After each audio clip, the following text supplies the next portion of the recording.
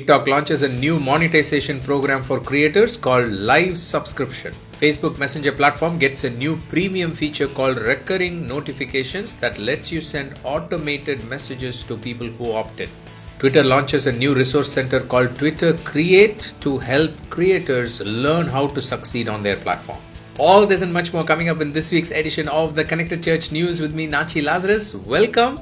This is the show that brings you the top 5 digital, social, and Web3 news that you need to know for this week in just 5 minutes. Let's get started. Facebook messaging platform gets a new feature called Recurring Notifications, which could be important if you are a church or a ministry that is using Messenger as a key platform to connect with your audience, either through ads or through small groups or one-on-one. Because if you are using Messenger, you know that there are restrictions right now in terms of how often you can get back to the people messaging you. For example, you remember the 24-hour window.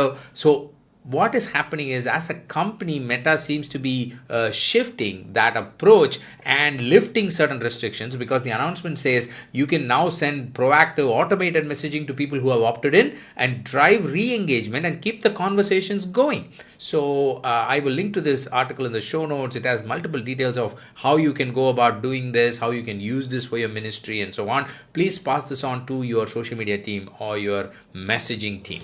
We have been hearing recently about how TikTok is taking multiple efforts to lure more creators onto its platform. And this announcement last week is a part of that process, where they have announced a new program called Live Subscriptions. This is a monetization program that helps creators monetize their live stream on TikTok. So this will include subscriber badges, it will include custom emotes, and also subscriber only chat. As of now, this feature is going to be invite only, but they are saying they will eventually roll out to a wider audience. So TikTok wants to compete with YouTube when it comes to monetization.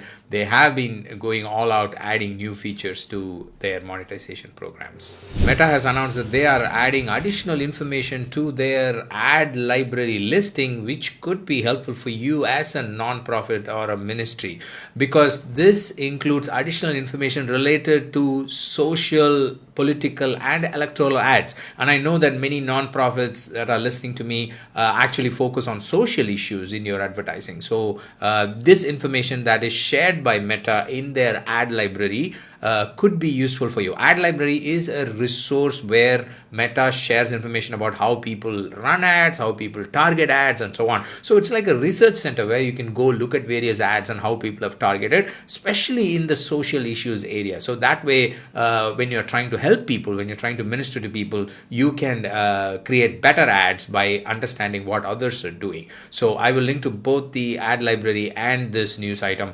Please pass it on to your advertising strategy team. Twitter has announced a new resource center called Twitter Create. It used to be called Twitter Media, but now it is rebranded and redesigned. And this is a resource center that helps you learn how to use Twitter to grow your ministry or your organization. I really like the way this resource center is structured, because it talks about the type of organization that you are. For example, you can it has separate sections for creators, separate section for say sports people, separate section for film and TV. They also have a separate section for non-profits. So if you go into the non-profit section, it talks about how various people in the non-profit segment are using Twitter and what are the tools available. For example, Twitter Space, how do you use it as a non-profit, Twitter Analytics, and so on. So quite a useful resource for non-profits and ministries. Please have a look. WhatsApp made a couple of big announcements last week related to ministries and organizations. First is about opening up its cloud-based API to all organizations and businesses. This is using the Meta infrastructure, so it brings down the amount of time it takes for you to integrate WhatsApp API with your communication infrastructure. So please pass this information on to your communication team if they have been looking for ways to integrate WhatsApp API into your systems.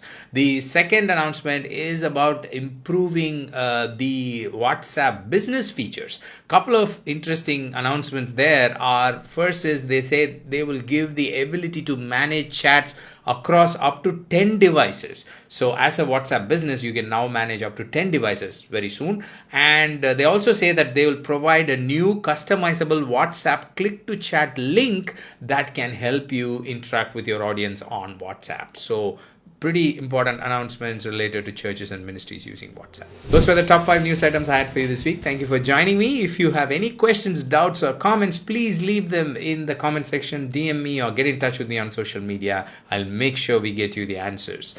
And if you want to dig deeper into any of the stories, we've got all the source links and details in the description section. You can also find these details in our news page, nachilazarus.com/news.